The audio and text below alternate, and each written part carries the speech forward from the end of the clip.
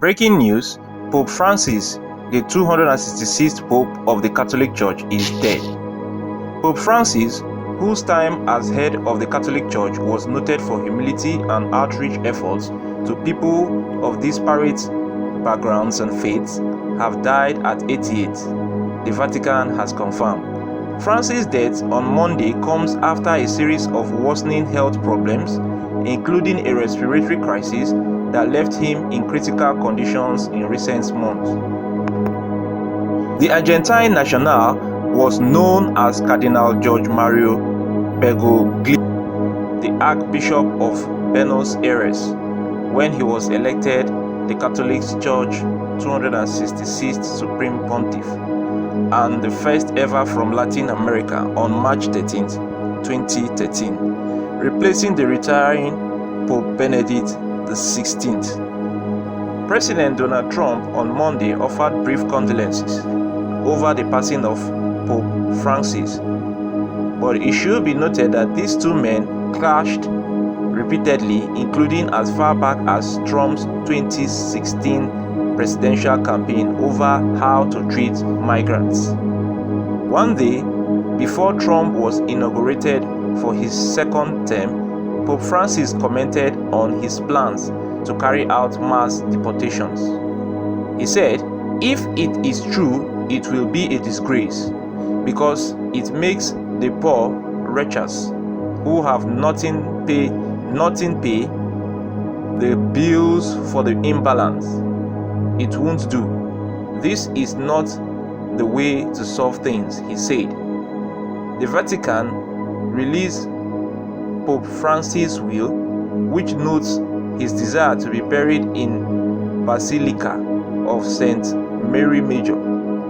The tomb must be in the earth, simple, without particular decoration, and with the only inscription Franciscus, he said. Pope Francis' death certificate released by the Vatican said he died in his apartment at 7:35 a.m. from cerebral stroke, coma, and irreversibly cardiocirculatory collapse. Cerebral stroke means that there was a loss of blood flow to the brain. An irreversible cardiocirculatory collapse indicates he had a sudden failure of the heart to maintain blood flow throughout the body. He was also affected by previous episode of acute respiratory failure in bilateral multimicrobial pneumonia, multiple bronchitis, arterial hypertension, and type 2 diabetes, according to the death certificate.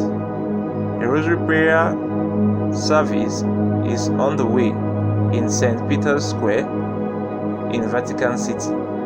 Ahead of the first reading, Cardinal Mauro Gambetti, Archbishop of St. Peter's Basilica, read an introduction.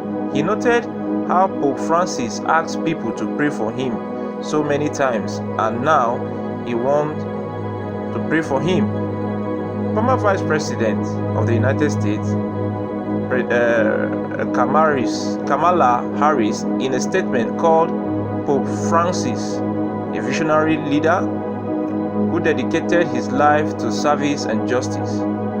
He urged and encouraged us to protect our planet, champion a more inclusive church, and cared for all of God's children, especially the most vulnerable amongst us, Harris said. "My husband and I prayed for His Holiness, and we joined people around the world in mourning his loss." For more stories, subscribe to Avoncola's production and Avoncola movies on YouTube. On behalf of the management team of Avoncola Services, we want to thank you for your time. We hope to see you in subsequent episode. It's goodbye from us for now. Thanks. It's your producer, Achebulu Joinwojo David, saying goodbye.